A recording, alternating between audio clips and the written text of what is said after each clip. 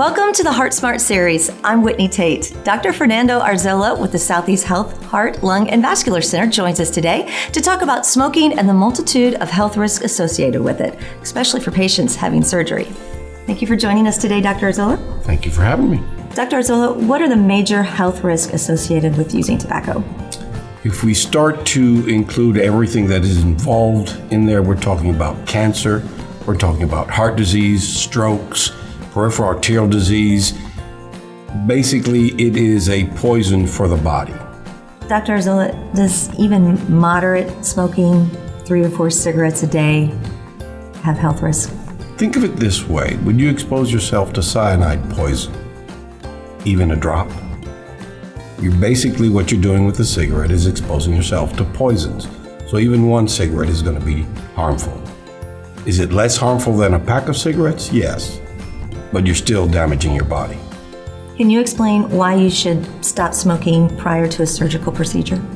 When you smoke, you are affecting all your blood vessels. That means you are making red blood cells stickier. You are decreasing the oxygen content in your blood vessels, which will reduce the ability to heal. So the best thing you can do is to quit smoking, ideally prior to 4 weeks before the surgery, and then staying off of them, because that way you reduce problems, morbidity, mortality, you improve outcomes up to 6 months post-surgery. Dr. Arzola, does smoking affect anesthesia before surgical procedures? Yes. Smoking affects the function of your lungs. So the anesthesiologist is going to have you intubated while he's doing your procedure. If you are a heavy smoker and you have COPD, you have a higher risk of being on mechanical ventilation after the surgery, which means it worsens your recovery from surgery and worsens outcomes. Is there help for people who want to stop smoking altogether?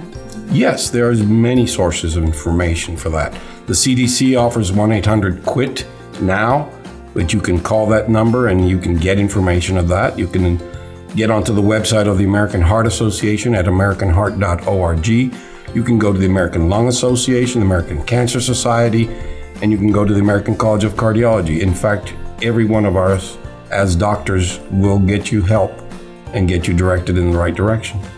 You can also call SoutheastHEALTH Hospital, and they can direct you to the person that can help you with quitting smoking. Dr. Arzola, how long will it be before a person starts to feel better after they quit smoking? Within 20 minutes of quitting your cigarettes, your blood pressure and your pulse are back to normal. Within 12 hours, your level of carbon monoxides are back down to normal. If you quit today, within a year of quitting, your risk of a heart attack goes down by 15%.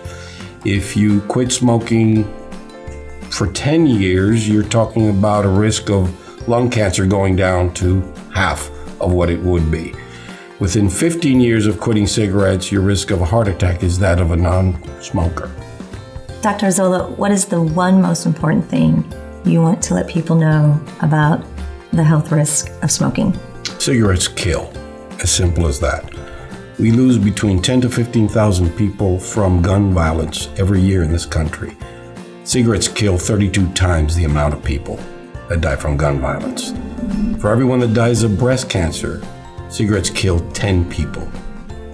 If we think about COVID, which over the last year has killed 410,000 people up to date, we've lost 480,000 people from cigarettes. The thing is, that occurs every year. Dr. Arzola, does cigarette smoking only affect the smoker? No, secondhand smoke is probably the cause of over 40,000 deaths a year in adult non-smokers and in over 400 infants every single year. You get exposed to this and you're going to get exposed to the poisons also. Dr. Arzola, thank you so much for joining us today. Thank you for having me. For more information about this topic and others, visit SEHealth.org.